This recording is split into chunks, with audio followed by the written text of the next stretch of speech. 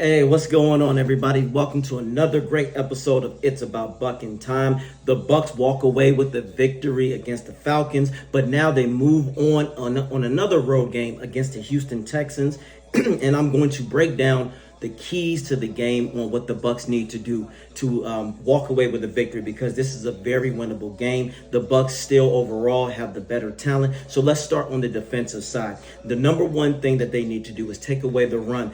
The Bucs established their dominance against Bijan Robinson last week, so they're not playing that caliber level of a running back with Nick Chubb, who is not what he was in the Cleveland Browns yet. Their backup running back, I'm not sold on.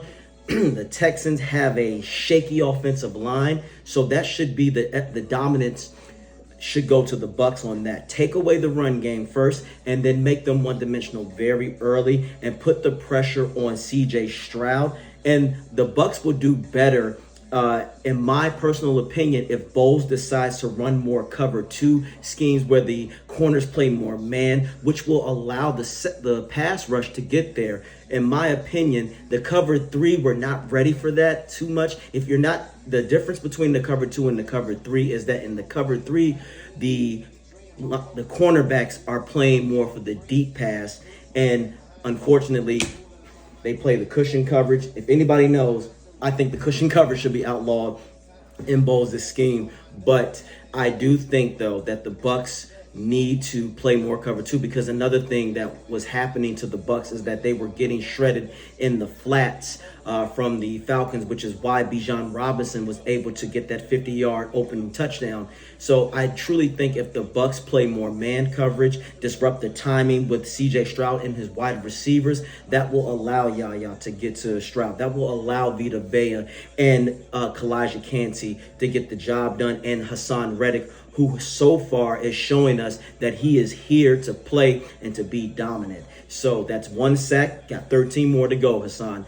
Also, Savasier will be very well. I think he's going to get better. Levante David is going to be Levante. Antoine Winfield shows you when he's healthy, he is the best safety in the game. But as of right now, the Bucs simply need to be very aggressive on the defensive side of the ball earlier. Bowles should learn that you do not want CJ Stroud to go off with the short passes. Also, let's go on to the offensive side of the ball.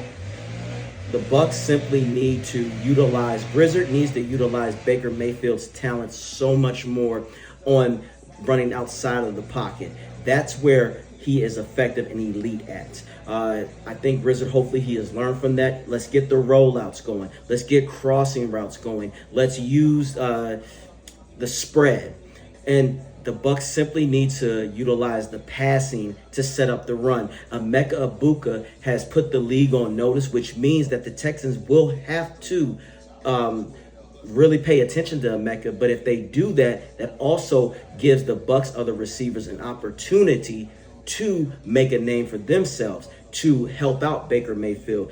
And again, back to the tight ends, Otten. I really hope that Otten is utilized more in this offense against the Texans. The Texans do have a very good defense, but I do believe if the Bucs can overwhelm this secondary with their passing attack, it will keep the Texans from having to load the box, and the Bucs can establish a balanced offense and methodically go down the field. But I would prefer that they score fast. We want to put a lot of pressure on Stroud. After watching that Rams game, I think Stroud is struggling a little bit, but overall the keys to the game is just to be aggressive and neutralize their strengths. And their strength right now is the defense, but if we tire them out, the Bucs will walk away with a victory, and I do believe that they will.